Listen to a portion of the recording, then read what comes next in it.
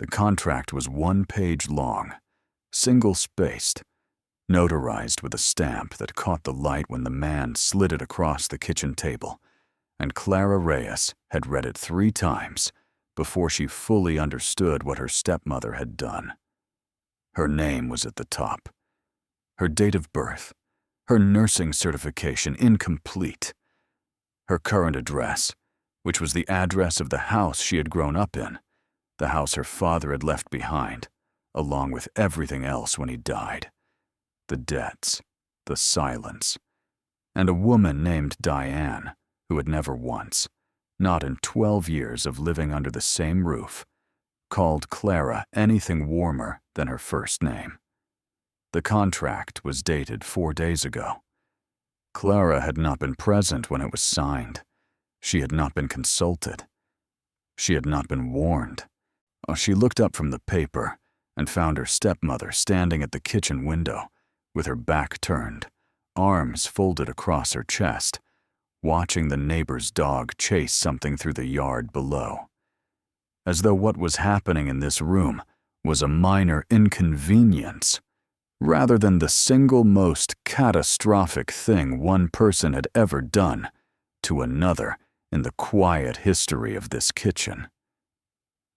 "You signed this?" Clara said.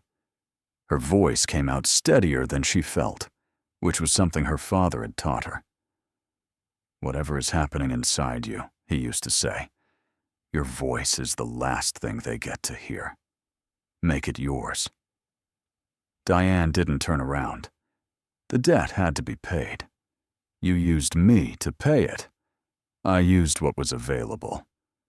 If you're enjoying this story so far, don't forget to hit the like button and subscribe. Drop a comment telling me where in the world you're watching from. I love hearing from you. The man across the table, thin-lipped, patient in the way that people are patient when they hold all the cards, cleared his throat. His name was Victor Crane, and he ran a lending operation that Clara had heard whispered about in certain circles, the kind of operation that existed in the space between legal and predatory, with no particular concern for the distinction. He had lent Diane $50,000 6 months ago, at an interest rate that wasn't discussed in polite company. The debt had grown. Diane had no way to pay it, and so she had, in the remarkable ingenuity of a desperate and morally untethered woman, offered something she did not technically own, but had decided to offer anyway. 2 years of Clara's labor, live-in domestic service, no wages beyond room and board. The contract would be transferred to a man named Ethan Voss, to whom Victor Crane owed a favor, and who apparently needed a housekeeper willing to start immediately. Clara set the paper down on the table. She pressed both palms flat against its surface for 1 moment, feeling the grain of the wood beneath her hands, the solidity of it, the way it didn't move. Then she picked the contract back up and read it 1 more time. Not because she had missed anything, because she needed to be certain that what she thought she was reading was actually what it said. It was. She was 24 years old, and she had spent the last 2 years working double shifts at a clinic that paid barely enough to keep her certifications current, and nothing near enough to finish the nursing degree she had been 3 semesters from completing when her father's hospital bills began to arrive. She had stayed in this house after his death because Diane had wept at the funeral with convincing desolation, and Clara had believed, with the particular naivety of a grieving person who wants very much to believe in something, that they might find a way to be family. She had paid rent on the room she had grown up in. She had split the utility bills. She had done more than her share of the cooking and the cleaning and the quiet maintenance of a household held together by fraying threads. She had stayed because she had nowhere else to go that felt like staying. She understood now, with a cold and crystalline clarity, that Diane had understood this too, and had been calculating accordingly. What happens if I refuse? Clara asked. Victor Crane folded his hands. Then the debt reverts to estate liability. Your father's house goes to auction within 30 days. Your stepmother is evicted. And I make several phone calls to the clinic where you work that will raise questions about the circumstances of your certification renewal. He said it pleasantly, with the ease of a man who had delivered similar speeches many times and found them generally effective. Clara looked at her stepmother's back, at the rigid line of her shoulders, at the way she hadn't moved an inch since Clara had started speaking, as though staying perfectly still might exempt her from what was unfolding in the room behind her. Diane, Clara said quietly. Look at me. A pause. Then Diane turned. Her expression was the one Clara had seen on her face 100 times over 12 years. Not guilt exactly, but the performed cousin of it. The face of a woman who wanted to appear to feel things she had decided not to actually feel. It's only 2 years, Diane said. You'll have a roof over your head. It's better than you'd manage on your own. Clara held her gaze for 3 full seconds. Then she picked up the contract, folded it once, and placed it in her jacket pocket. I'll need an hour to pack, she said. She packed carefully.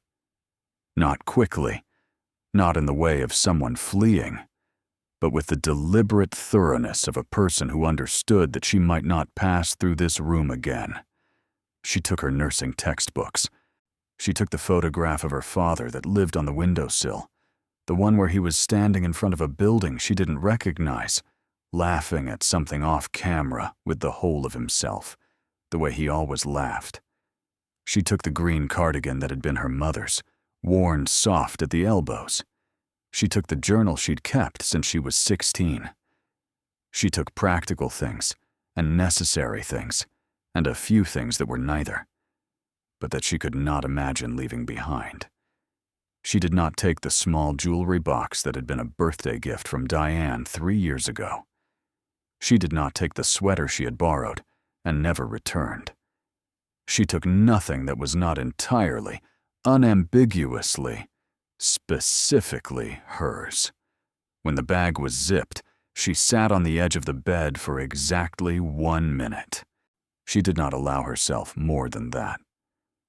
She had learned, in the years since her father's death, that grief given too much time tends to root itself and grow into something harder to carry than the original wound. 1 minute. Then she stood up, picked up her bag, and walked out of the room without looking back at it. Victor Crane drove her in a car that smelled of synthetic pine and quiet menace. He spoke twice during the 40-minute drive, once to ask if she wanted the radio on, and once to explain that Mr. Voss's household operated under a non-disclosure agreement, standard practice for someone of his position, and that she would be asked to sign it upon arrival. Clara had said nothing to either of these comments. She watched the city thin out and the houses grow larger and further apart, and she thought about her father. Thomas Reyes had been, by any accounting, a remarkable man. Self-educated in most of the ways that mattered, formally educated in enough of the others to navigate the professional world with authority. He had started a small construction consulting firm in his 30s with no capital and considerable stubbornness, had built it into something that by his mid-40s employed 11 people and generated enough income to purchase a house in a neighborhood he had grown up admiring from a distance. He had been generous with that success, perhaps more generous than was financially wise, in the way of people who remember what scarcity feels like and never quite shake the instinct to counteract it. He had invested in people, young businesses, new ventures, anyone who came to him with genuine ability and insufficient resources. He had also, in the last years of his life, been catastrophically unlucky, A lawsuit that should have been frivolous but wasn't. A partner who absconded with accounts. Medical bills that accumulated with the patient brutality of compound interest. He had died with debts that took everything the house sale had generated to partially settle, leaving Diane in the reduced circumstances she had found so intolerable and so conveniently solvable. Clara pressed her forehead briefly against the cool of the car window and watched the city slide past. Her father had loved her with a completeness that she had, for most of her childhood, taken for granted the way one takes for granted good weather in a country that mostly provides it. She had understood its value only in its absence, in the years since, not in the particular silence that fills the specific shape of a person who is no longer there.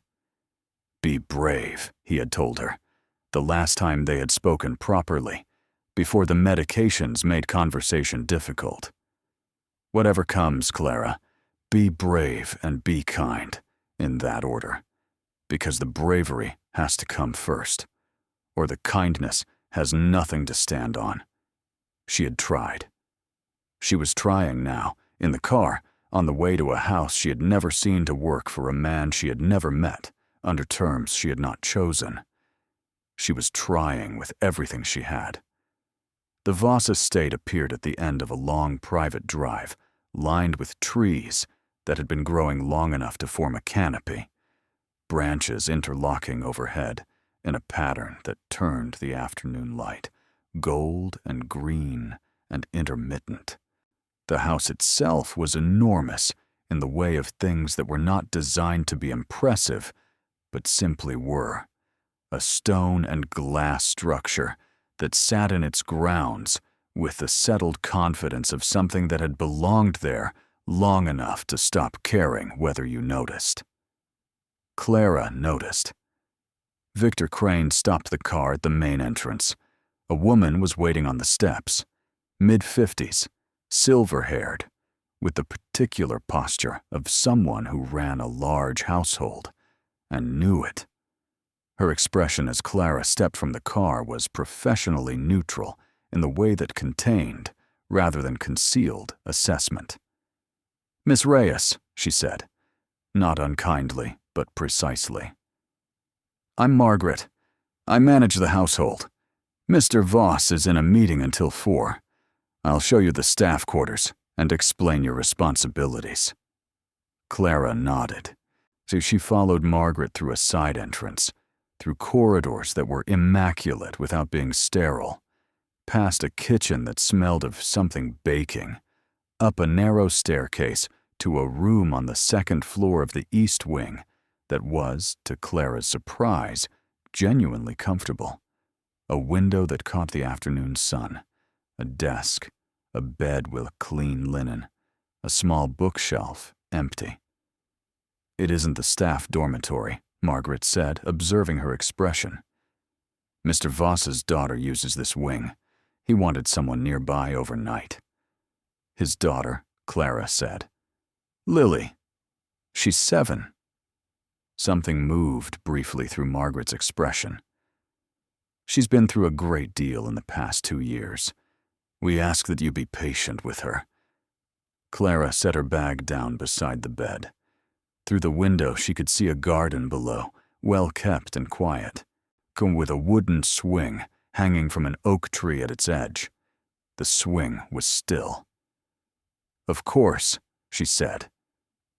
Margaret left her to settle in with the brisk efficiency of someone who had 30 other things to attend to and had allotted exactly this much time for this particular task. Clara unpacked methodically. She placed her father's photograph on the small shelf above the desk. She put her nursing textbooks in a row beside it. She folded her clothes into the dresser with the careful habits of a woman who had learned not to waste space. She was sitting on the edge of the bed, with her hands in her lap, looking at the photograph, when she heard a sound from the corridor. A small sound. Almost nothing. She went to the door and opened it. A child was standing in the hallway. Small, serious-faced, one with dark hair that needed brushing and eyes the precise gray-brown of old river stones. She was wearing socks with a small hole in the left toe, and she was holding a stuffed rabbit by one ear with the casual grip of someone who has been carrying the same object for so long it has become an extension of the hand rather than a separate thing. She looked at Clara with no particular expression. Not afraid, not welcoming. Simply present, in the way that some children are fully present, in a way adults tend to lose. Clara crouched down to her level. "Hi," she said. The child looked at her for a long moment. Then she looked at the photograph, visible through the open door, the one of Clara's father laughing in front of a building. Then she looked back at Clara, and she turned, and she walked away down the corridor without a word. Margaret had said to be patient. Clara filed the moment away and returned to her room. She met Ethan Voss at 4:15. He came to the kitchen where Margaret was briefing Clara on the household schedule, and he arrived the way that certain people arrive in rooms, not loudly, not with any performance of significance, but with a shift in the quality of the air, a recalibration of the attention of everyone present. He was taller than she had expected, with the kind of build that suggested he had not always done the kind of work that required suits. His face was sharp at the edges and tired around the eyes, the tiredness of someone who had been managing a large grief for a long time and had gotten very good at managing it without letting it show. Most of the time. He stopped when he saw her. He looked at Margaret, then back at Clara, and then at the folder in his hand, the one he had apparently just retrieved from his attorney's office, because he set it on the kitchen counter and opened it with the particular expression of a man who has read something twice and is reading it a third time to confirm that it says what he thinks it says. He read it for approximately 30 seconds. Then he looked up. "Miss Reyes," he said. "Mr. Voss. How long have you been here?" "About 2 hours." He nodded once. He looked back at the document. He turned to Margaret. "Could you give us a moment?" Margaret left with the discretion of a woman who understood immediately what was happening without having been told. The kitchen was very quiet. Outside the window, the afternoon light was beginning its slow descent. Ethan Voss picked up the contract from the folder. He read it again, or rather, he looked at it, the way one looks at something that confirms a suspicion one had hoped was wrong. Then he set it back down and looked at Clara. "Did you read this before you came here?" "Yes." "All of it? Every word?" He was quiet for a moment. She could see something moving behind his eyes, something controlled and careful that she suspected was anger, but held with the discipline of a man who had learned not to spend that particular currency in front of people he didn't know. "I want to be very clear with you," he said, "about what I knew and what I didn't know." Clara waited. "Victor Crane owed me a business obligation. He told me he was sending a housekeeper, a placement, someone between positions who needed temporary work." He looked at the contract again. "He did not tell me the nature of the arrangement. He did not tell me that this was—" He paused. "He did not explain how this came to exist." Clara looked at him steadily. "I see," she said. He picked up the contract. He held it for one moment. And then, with the same controlled precision with which he seemed to do everything, he tore it in half. Then he tore those halves again. He placed the pieces on the counter in a small pile that no longer resembled a legal document. "You owe me nothing," he said. "Not a day, not an hour. Whatever debt exists between Victor Crane and the woman who signed this, it has nothing to do with you. You're free to leave." Clara looked at the torn pieces of paper. She looked at the man across from her. She thought of the car ride and the bare room with the empty bookshelf, and the child in the hallway with the rabbit and the hole in her sock and eyes like old river stones.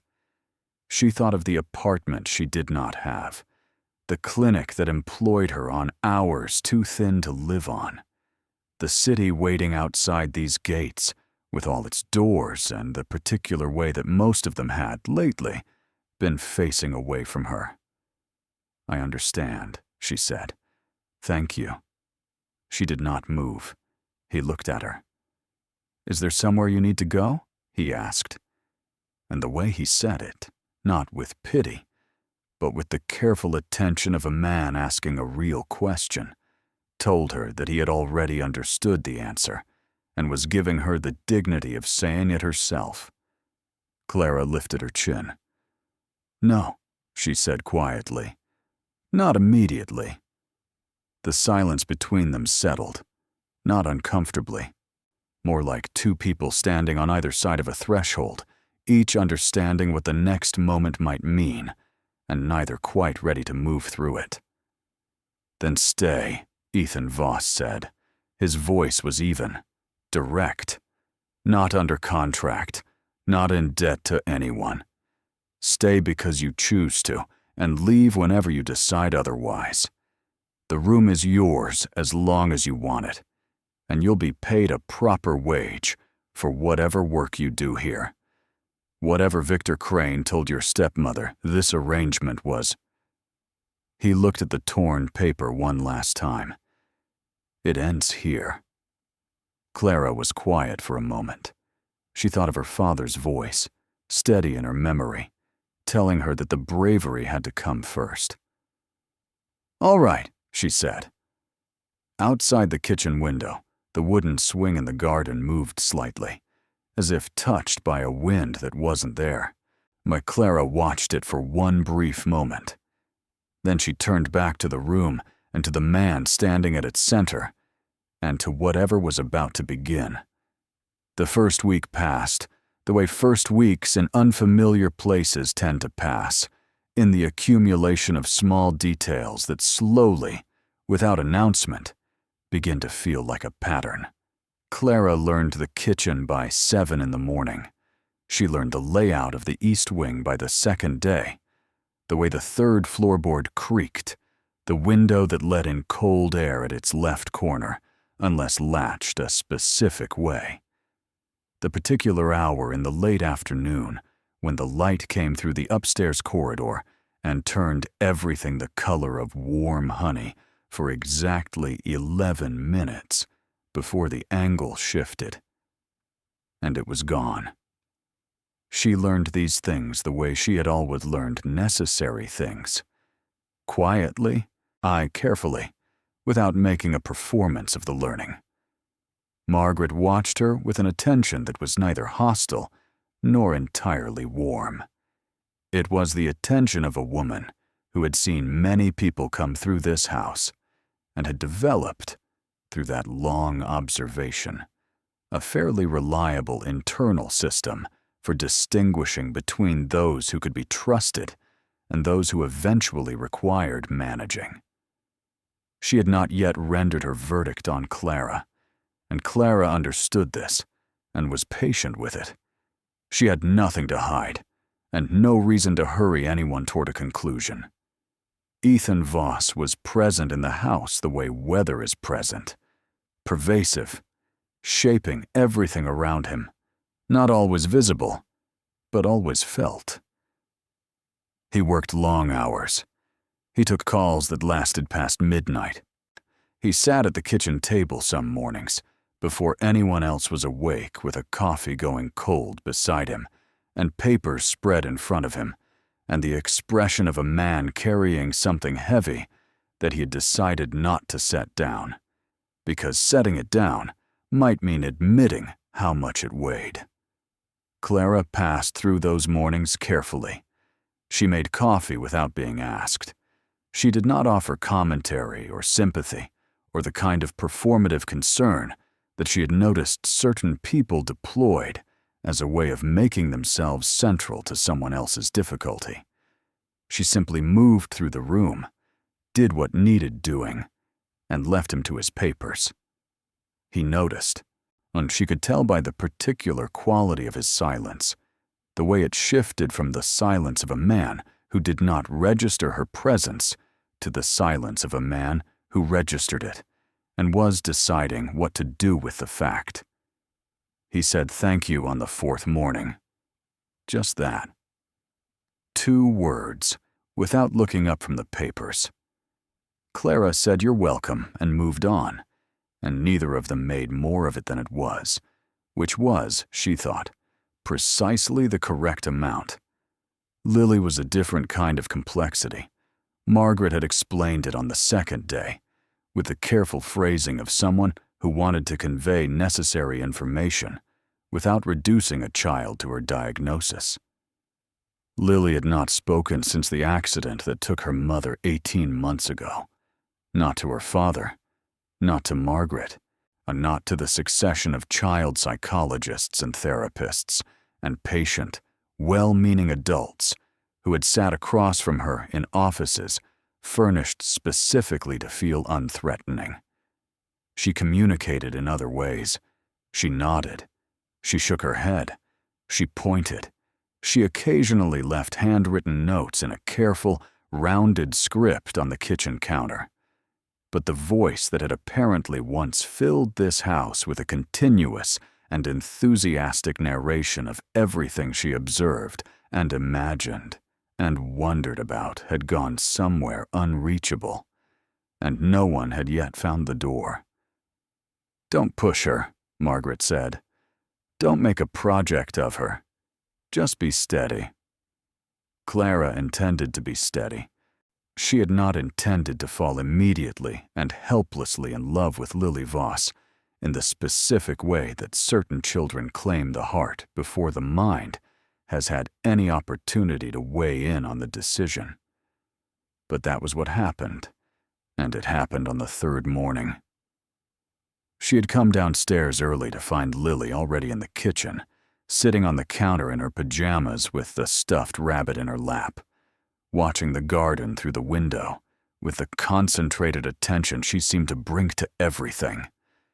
She didn't react when Clara entered, just kept watching the garden, where a single bird was engaged in some elaborate and apparently important activity near the oak tree. Clara made oatmeal.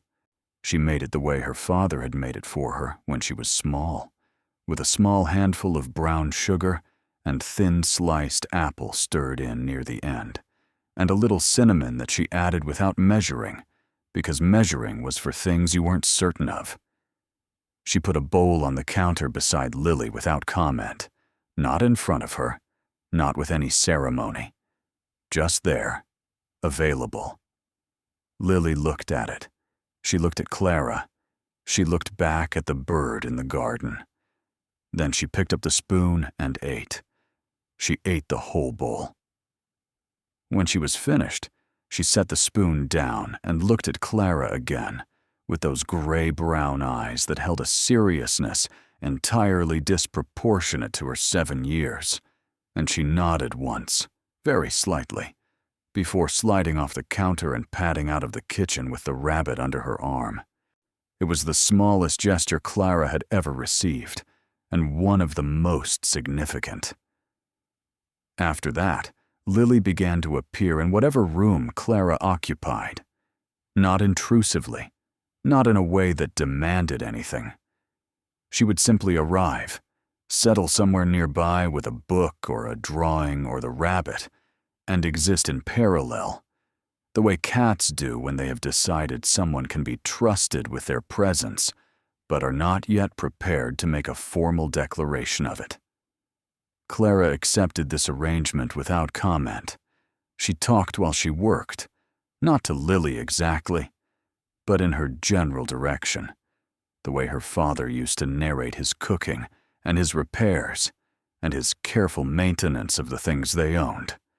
commentary on the texture of what she was doing, small observations, occasionally a question that required no answer, who offered simply to fill the air with something that sounded like conversation. On the 6th day, she found Lily standing in the doorway of her room, looking at the photograph on the shelf. Clara, folding laundry on the bed, watched her look at it and waited. Lily pointed at the photograph, then pointed at Clara. "That's my father," Clara said. "His name was Thomas. He died 3 years ago." Lily absorbed this. She kept looking at the photograph for a long moment, with an expression Clara couldn't fully read. Not quite curiosity, not quite recognition. Something in between that the child seemed unable or unwilling to name. Then she turned and left, and Clara stood with a folded shirt in her hands and a feeling she couldn't immediately account for, as though something had been set in motion that was moving too quietly to hear yet. If you're hooked on this story, make sure to subscribe and turn on notifications so you never miss an upload. Your support means everything and helps me bring you more emotional stories like this one. She might not have thought more about it, had she not. 4 days later, been asked by Margaret to dust the study. It was the one room in the house Clara had not yet entered. Not from any prohibition. Margaret had never said it was off limits, but from the instinct she had developed for the rooms in a house that carried the heaviest weight, the ones where the air sat differently, where the objects arranged on the shelves had stopped being decorative and become something more like grief made visible. She had learned to move through such rooms with particular care. The study was floor-to-ceiling books, a wide desk facing a window that looked onto the garden, and on the wall beside the door, a collection of framed items that appeared at first glance to be professional awards and business citations. Clara dusted them from left to right with the methodical thoroughness that had been her habit since childhood, not reading them, simply moving the cloth across the glass. She was nearly at the end of the row when something snagged her attention the way a familiar word does when you encounter it unexpectedly in a foreign language text. She stopped. The frame she was looking at wasn't an award. It was a letter, printed on plain paper and matted behind glass, as though it were a document of considerable significance to the person who had framed it. The letterhead at the top bore the name of a consulting firm she recognized with a jolt that moved through her body before her mind had fully caught up. Reyes Consulting Group. She knew that letterhead. She had grown up watching her father print it, adjust it, reprint it. She had, as a child, been given the task of folding the envelopes, because he said her folds were neater than his. Her hands had gone very still. The letter was dated 11 years ago. It was addressed to a Mr. Ethan Voss, and it was written in a voice she knew as well as she knew any voice in the world. Careful, direct, warm without being effusive, specific in its praise in the way of a man who never offered a compliment he hadn't actually meant. It was a letter of investment, a letter of belief. Her father had written to a young man named Ethan Voss to tell him that he had reviewed his business plan, that he saw genuine potential in it, that he was prepared to back it with both capital and his professional network, and that he was doing so not as a transaction, but as a bet on a human being he believed had what it took. He had closed the letter, as he closed all his letters, with a single line that Clara had heard him say aloud 100 times, in contexts ranging from the professional to the deeply personal. The work will show you who you are. Make it worth showing. She pressed her hand flat against the glass of the frame. Her father had known Ethan Voss, had invested in him, had believed in him when Ethan Voss had been, by all evidence. So a young man with a plan and no capital, and the kind of audacious certainty that needed someone to take it seriously before it could become anything real. The empire she was standing inside, the stone and glass and carefully kept grounds, the study full of books, the kitchen that smelled of something baking every afternoon, had, in some foundational way, her father's fingerprints on it. She did not hear Ethan come in. She heard nothing until he spoke, and when he did, his voice had a quality she hadn't heard from him before.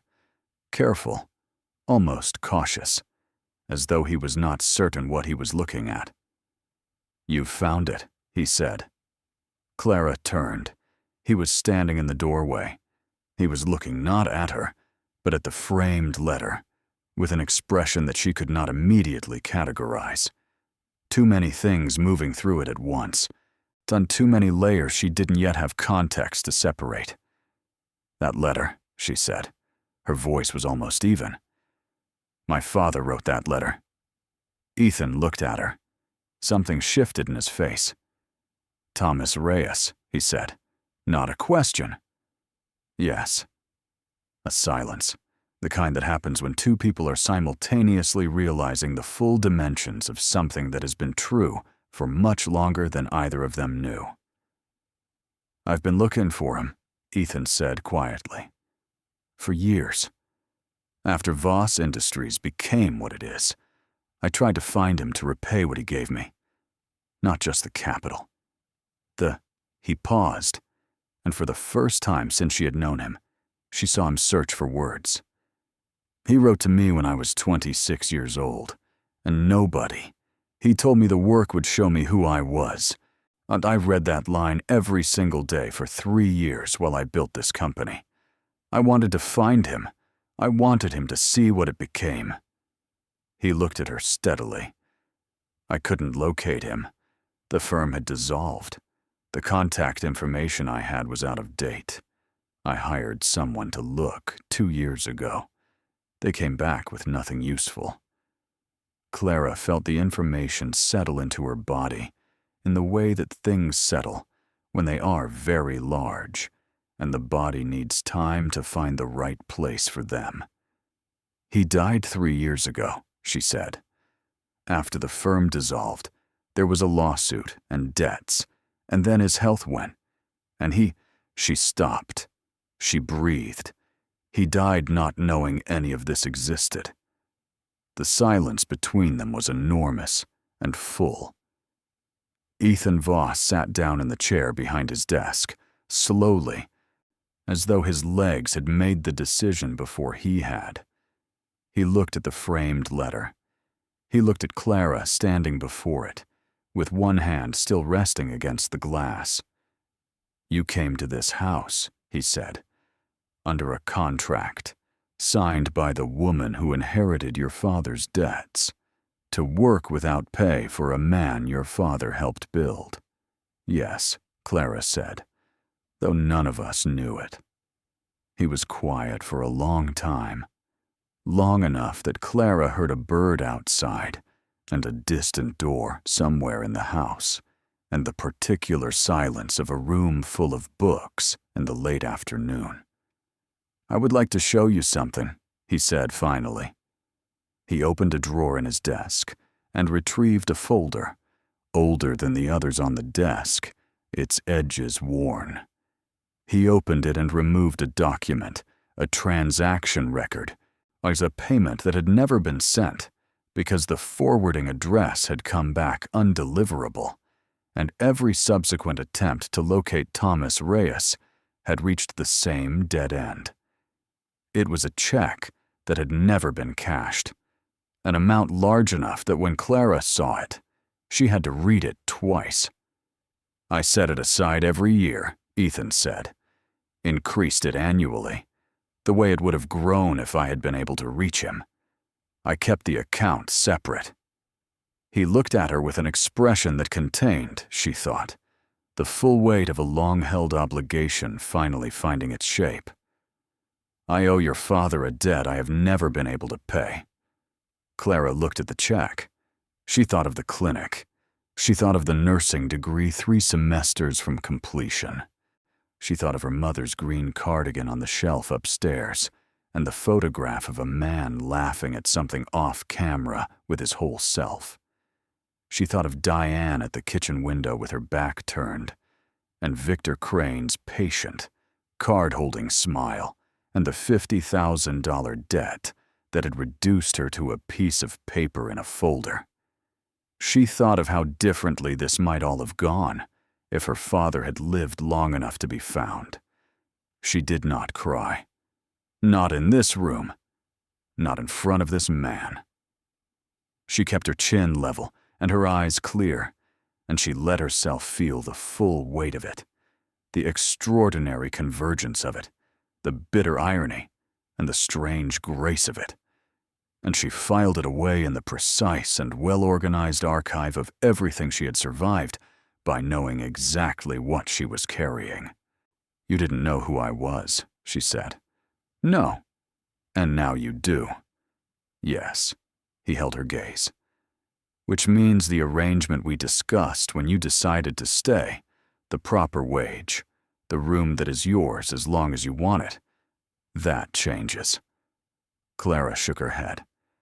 It doesn't change what I agreed to. I'm here because I chose to be. I understand that.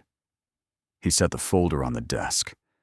But I am no longer able to accept your work in this house, as though your father isn't owed something significant by it.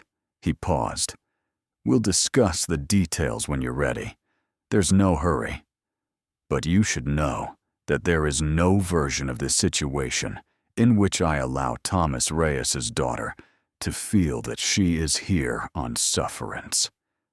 She looked at him for a long moment.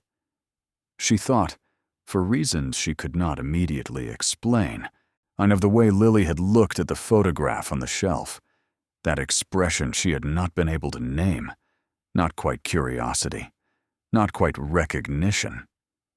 Does Lily know, Clara said, about my father, about the letter? Something moved through Ethan's expression. No, he said. She was 5 when her mother died. I haven't. He stopped. There are things I haven't known how to explain to her yet, about how the company came to exist, about the people who made it possible. Clara nodded. She straightened. She became, once again, the person she had been when she walked into this room, steady, composed, entirely clear-eyed about where she stood. But something had rearranged itself in the foundations of that composure, something small and tectonic, and not entirely unwelcome. I should finish the dusting, she said. Ethan looked at her.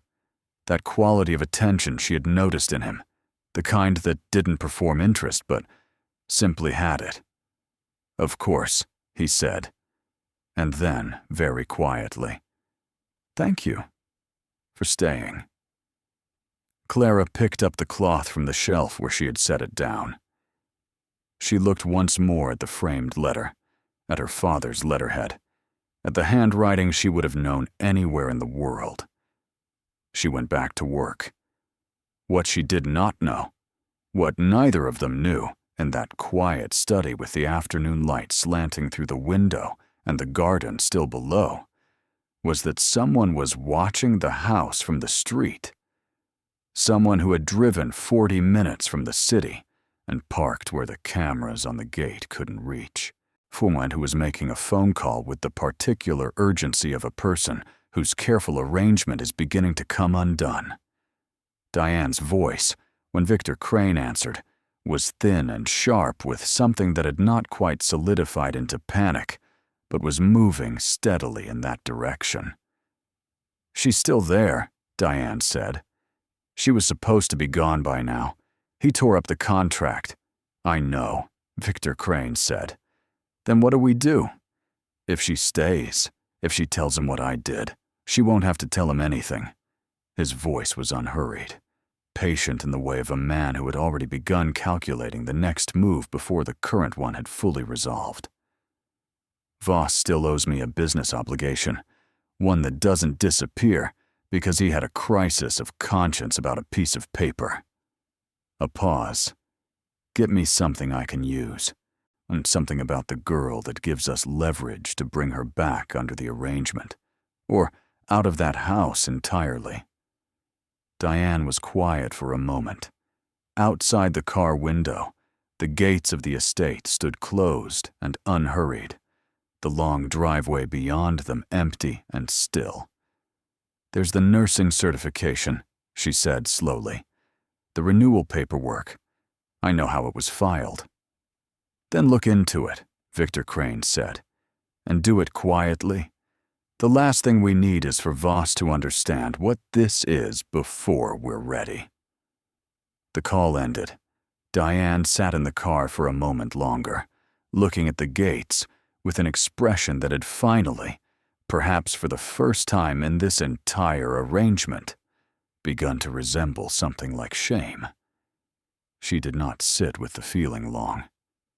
She started the engine and drove away, and the street outside the estate went quiet again, and the cameras on the gate recorded nothing but the ordinary passage of a car that had stopped and then moved on. Inside the house, Lily Voss was standing at the window of the East Wing corridor, watching the road below. She had been there for several minutes, ever since she had heard the sound of a car idling, and gone to look, the way she always went to look at things that didn't feel quite right, in a way she didn't have words for yet. She watched the car disappear. She held the rabbit against her chest. Then she turned and walked down the corridor to the door of the room where Clara was now reading. The green cardigan on her shoulders, the photograph on the shelf, and the nursing textbooks in a row. And she stood in the doorway in the way she had begun to stand in doorways that contained Clara, as though the doorway itself were a kind of conversation she was still deciding how to start. Clara looked up. She saw Lily's face, and something in the set of it, something too old for 7, too alert, too directed, made her set her book down. "What is it?" she asked. Lily opened her mouth. Clara had seen her do this before, seen the particular effort of it, the gathering of something from a place that had been locked for a long time, the reaching for a door that hadn't opened in 18 months. She had never pushed. She had never leaned forward in the way of someone willing the thing to happen. She had only ever waited, the way Margaret had told her to be steady, and the way her father had always waited for her when she was small and struggling, with the patient certainty that, when she was ready, the words would come. Lily's voice, when it arrived, was small and unused sounding, like a room that has been closed for a season and holds the quiet of that long stillness in every syllable. But it was a voice. It was real and present, and it said the words that would, though neither of them could have known it yet, begin to pull everything in this story toward the light. "The man in your picture," Lily said. "I've seen him before." Clara went very still. "Where?" she asked, carefully. Lily turned and pointed down the corridor, in the direction of the study. There are moments in a life that do not announce themselves as turning points until you are standing inside them. They arrive quietly, addressed as ordinary things. A child's voice in a corridor, a finger pointed down a hall. And only later, when you look back from the other side of everything that followed, do you understand that this was the moment. This was the exact place where the story changed direction, where the thing that had been buried for years finally found its way to the surface, the way water finds the crack it needs. Clara followed Lily to the study. She walked behind her slowly, the way one follows a child who is leading with intention, not rushing, not directing, only accompanying. Lily moved with the quiet certainty of someone who had decided to show something and was now committed to the showing. She pushed open the study door, crossed the room in her socked feet, and stopped before the wall of framed documents. She reached up and pointed to the letter, the one with the Reyes Consulting letterhead. Then she moved 3 frames to the right and pointed to something Clara had not noticed when she was dusting. A smaller frame, positioned slightly lower, containing a photograph. Clara leaned in. It was a photograph of 2 men standing in front of a building under construction, both in hard hats, both squinting against the sun. One of them was Ethan, younger by perhaps a decade, thinner in the face, with the particular expression of a man who has staked everything on something and is standing inside the proof that it is working. The other man was her father. Thomas Reyes was laughing. Not at the camera, at something Ethan had apparently just said, the way he always laughed, with the whole of himself. As though laughter were not a social performance, but a full-body commitment. Clara pressed her fingers against the frame. She had not seen a photograph of her father from this period of his life. She had not known this photograph existed. She had not known this moment existed. Her father and the man she had been living beside for 2 weeks, standing together at a construction site, at the beginning of something neither of them could have fully seen yet. She became aware that Lily was watching her face with those serious Riverstone eyes, reading what was there with the precision of a child who has spent 18 months communicating without words, and has consequently become extraordinarily good at the language of expression. Clara looked at Lily. Her voice, when it came, was steady, but only just. "Do you know who that man is? The one next to your father?" Lily nodded. "How do you know?" Lily turned and walked to the desk. She opened the bottom drawer. She had clearly been here before, had clearly spent time in this room, in the way children spend time in the rooms of people they love, learning the geography of them. And she withdrew a book. Not a business document, a personal journal, small, cloth-covered, the kind a man keeps not for record-keeping, but for thinking out loud on paper. She held it out to Clara. Clara took it with both hands. She opened it to the page Lily had apparently memorized the location of, because the child's small finger went immediately to a specific entry, 3rd paragraph, near the bottom of the right-hand page. Her father's handwriting looked up at her. "So met with Ethan Voss again today at the site. He's going to build something extraordinary. I am more certain of it than I have been of almost anything in my professional life. What strikes me most is not his intelligence, which is considerable, but his character. He is the kind of man who remembers where he came from, not as a wound, but as a reason. That is rare. That is the kind of rarity worth investing in. I hope, when this is all built and standing, that he finds what he is looking for. I hope we both do." Clara closed the journal. She held it against her chest the way Lily held the rabbit.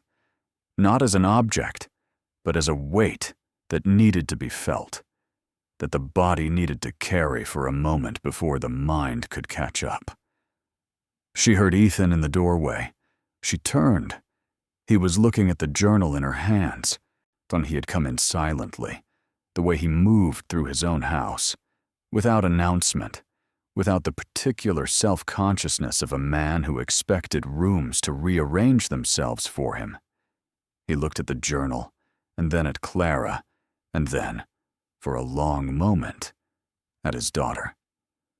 Lily looked back at him with an expression Clara had not seen on the child's face before. Something open. Something that had been waiting. "She brought me here," Clara said quietly. She held out the journal. "She wanted me to see this." Ethan crossed the room and took the journal from her. He did not open it. He knew what it contained. He held it the way you hold something you have held many times before, with the particular familiarity of an object that has become part of the texture of your grief. "He wrote about me," Clara said. It was not a question. Frequently. Ethan's voice was careful.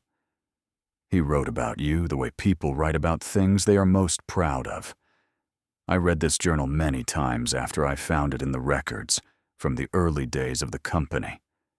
I knew he had a daughter. I knew her name."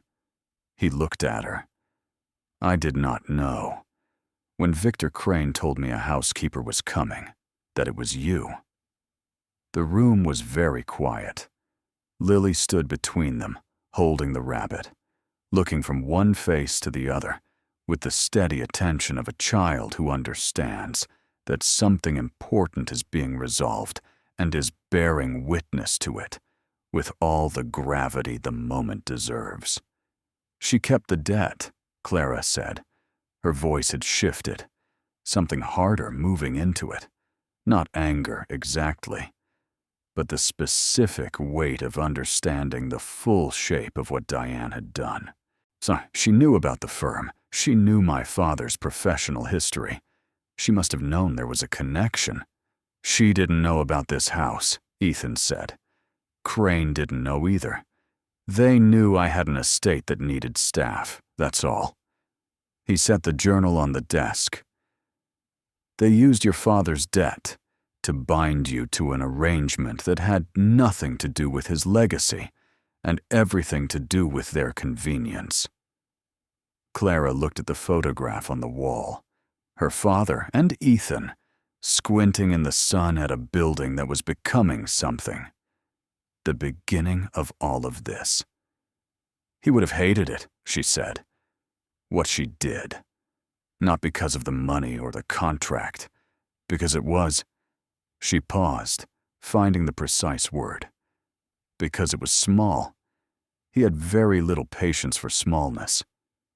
"I know," Ethan said. Oh, and the way he said it, with the quiet authority of someone who had actually known Thomas Reyes, had sat across from him, had received his belief and carried it for 11 years. Landed in Clara's chest with a force that was entirely disproportionate to the volume of the words. She pressed her hands together. She looked at the floor for one moment. Then she looked up. "What are you going to do?" she asked. Ethan's expression settled into something that Clara had not seen from him before. Not the controlled composure of a man managing a large grief. Not the careful attention he brought to difficult conversations. But something simpler and older than either of those things. The expression of a man who has made a decision and is done with the deliberating. "I'm going to make a phone call," he said. So the conversation between Ethan Voss and Victor Crane lasted 9 minutes. Clara was not in the room for it. She was in the kitchen, sitting at the table with Lily, who had climbed onto the chair beside her and was drawing in a sketchbook with the focused industry of a child who has said the most important thing and is now content to occupy herself with the ordinary business of being 7. She was drawing the garden, the oak tree, the swing that Clara had seen moving on her first day, as though touched by a wind that wasn't there. Margaret appeared in the kitchen doorway partway through and looked at the two of them at the table. Clara's hands wrapped around a cup of tea she wasn't drinking, Lily's crayon moving across the page. And something in her careful, assessed expression shifted. Not dramatically. The way light shifts at the end of a long afternoon, when you look up and realize the quality of it is changed without your noticing the moment of change. She sat down at the table. She poured herself a cup of tea. She did not say anything, and Clara did not say anything, and Lily continued to draw, and the kitchen held them all in its warm, baking-scented ordinariness, which was itself a kind of mercy. Ethan came in 20 minutes later. He sat down. He looked at Lily's drawing. "That's good," he said. "The tree, especially." Lily looked up at him. She pointed to the swing in the drawing, then pointed at him. A question. He looked at the drawing for a moment. Something moved through his face. "Your mother picked that swing out," he said. She said you needed something to do with your energy besides explain everything to everyone." The ghost of something that might become a smile passed across Lily's face. She went back to the drawing. Ethan looked at Clara. "Crane will be removing himself from any business association with this estate by the end of the week. I've had my legal team review every obligation between his operation and Voss Industries, and I've made it clear that the nature of the arrangement he facilitated is something I am prepared to make considerably more public than he would prefer." He paused. "The $50,000 debt your stepmother owes him has been settled. From the account I told you about." Clara went very still. "Ethan, it was your father's money to begin with," he said plainly. "So I'm returning a fraction of what I owe him to the place where it will do the most good." He held her gaze. "The remainder of that account, Clara, all of it, is yours. Not as charity, not as compensation, as the repayment of a debt this company has carried for 11 years, to a man who made it possible, and to the daughter he wrote about in this journal, as though she were the finest thing he had ever built." Clara was quiet for a long moment, the kind of quiet that has texture, weight. She thought of the nursing degree, 3 semesters from completion. She thought of her mother's green cardigan, worn soft at the elbows. She thought of her father on that construction site, laughing at something off camera, not yet knowing what the thing he was standing in front of would become. She thought of the swing in the garden, to moving slightly in a wind that wasn't there. "There's one condition," she said. Ethan waited. He was good at waiting. "I finish what I came to do." She looked at him steadily. "Not under contract, not in debt, but because this house needs someone steady, and your daughter has started drawing the garden, and Margaret makes terrible oatmeal." She paused. "I'll stay until I decide not to. And when I go with your thanks, and not your obligation." Something shifted in Ethan's expression, the thing she had come to recognize beneath all his controlled surfaces, that rarer, simpler quality that surfaced only when he wasn't working to contain it. "Agreed," he said. From beside Clara, without looking up from the sketchbook, Lily held out the drawing. She had added 2 figures to the garden. One tall, one smaller, standing beside the oak tree. The smaller one was holding something that was clearly meant to be a rabbit. The taller one had dark hair and was, though drawn in the simplified visual language of a 7-year-old, unmistakably Clara. Clara took the drawing carefully. She looked at it for a long moment. "Thank you," she said. Lily picked up a new crayon and started on something else, with the serene efficiency of a child who has made her point and considers the matter concluded. Diane came to the house the following morning.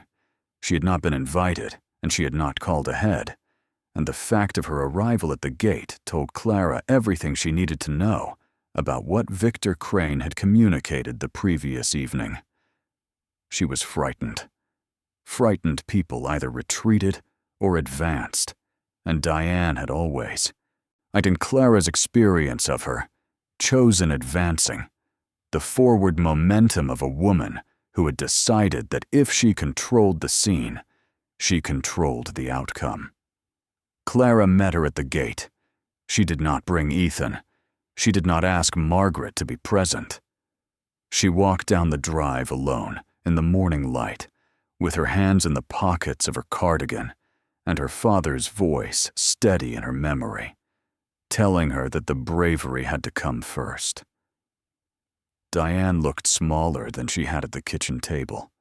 People often look smaller outside the environments in which they have arranged their power. "I want to explain," Diane said. "You don't have to," Clara said. "I was in an impossible situation. I know." She did. She had thought about it in the night, turning it over with the same careful thoroughness she brought to everything. Diane was not a good person, but she was not a cartoon of a bad one either. She was a frightened woman who had made a series of escalating choices, each one made easier by the last, until she had arrived at the place of selling someone else's labor to cover a debt that was entirely her own creation. It was recognizably human.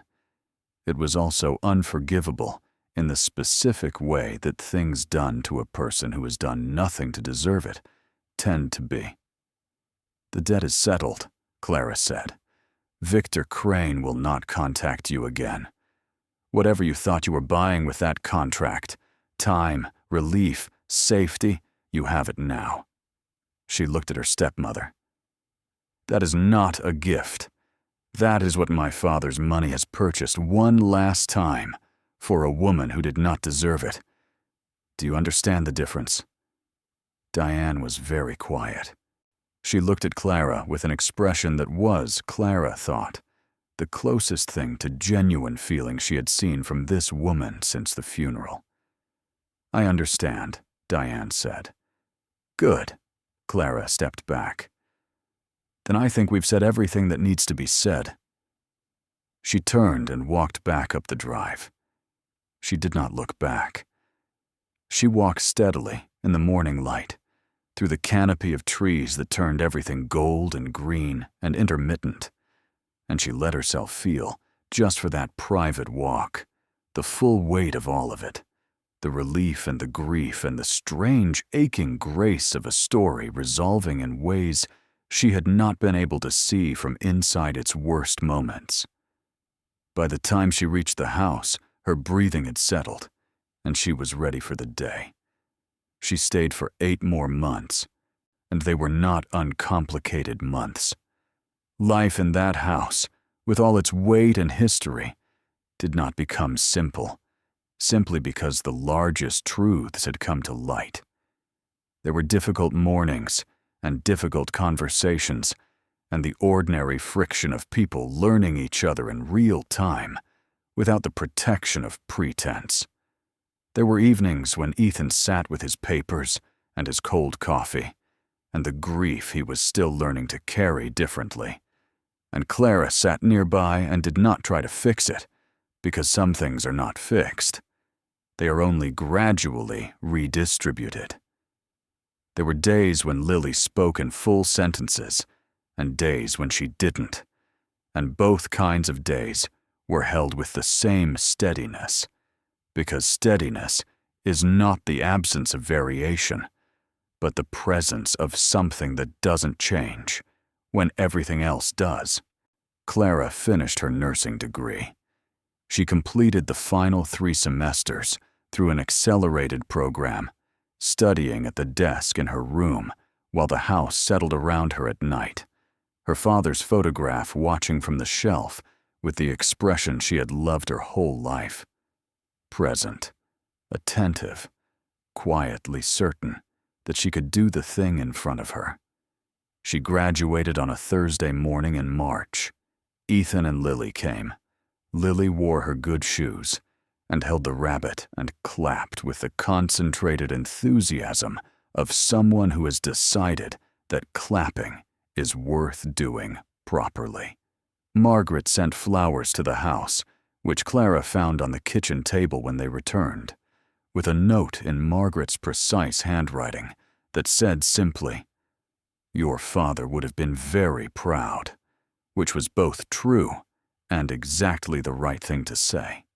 When Clara eventually left the Voss estate, she left for a position at a children's hospital across the city, a position that had been, in ways she was not entirely surprised by, made possible by a reference from a man who knew a great many people, and had used that knowledge, for once, in the quietest and most uncelebrated way possible. She left with her father's journal, which Ethan had pressed into her hands on her last morning, with the simple statement that it belonged with her. She left with the drawing of the garden, framed now, hanging in the apartment she had rented with her own wages. Oak tree, swing, 2 figures, one holding a rabbit. She left, and she carried with her the particular knowledge that she had arrived at that house with nothing but the contents of a single bag and the determined dignity of a woman who had decided that whatever else was taken from her, her character was hers to keep. And she left with everything. On the morning she moved out, Lily stood in the doorway of the East Wing corridor, the same doorway where she had first appeared, in socked feet, with a hole in the left toe, holding a rabbit by one ear. And she'd looked at Clara with those serious Riverstone eyes. "Will you come back?" she asked. Her voice was steadier now, still unused sounding sometimes, still finding its range, but present, real, entirely her own. Clara crouched down to her level. "Yes," she said. "As often as you'll have me." Lily considered this. Then she held out the rabbit. Clara looked at her. "You keep him for me," Lily said. "So you have to come back to return him." Clara took the rabbit carefully. She held it with both hands. She looked at this child, this serious, brave, extraordinary child, who had broken 18 months of silence to show a stranger a photograph, who had understood before any of the adults in her life that the thread connecting them needed to be seen. And she felt something move through her that she recognized, after a moment, as gratitude in its purest form. The kind that has nothing left to want. She kissed Lily's forehead. She stood up. She picked up her bag. And she walked out of that house carrying a rabbit, and a framed drawing, and 3 semesters of completed coursework, and the knowledge that her father had built something good. Not just a company, not just a foundation, but a chain of belief that had passed from his hands to a young man's future, and from that future, in the extraordinary roundabout way of things that are meant to find each other, back to her. Some debts cannot be repaid. Some gifts cannot be calculated. Some things that are torn up and discarded in kitchens and studies, and the quiet rooms of difficult lives, some of those things, given enough time and enough truth and the right kind of steadiness, find a way to become something better than what they were. Thomas Reyes had known that. He had staked his professional life on it, over and over, with the patient certainty of a man who understood that the work shows you who you are. He had, in the end, been entirely right. Thank you so much for watching until the end. If you loved this story, check out the other videos on your screen now. I think you'll really enjoy them. And don't forget to subscribe if you haven't already. See you in the next story.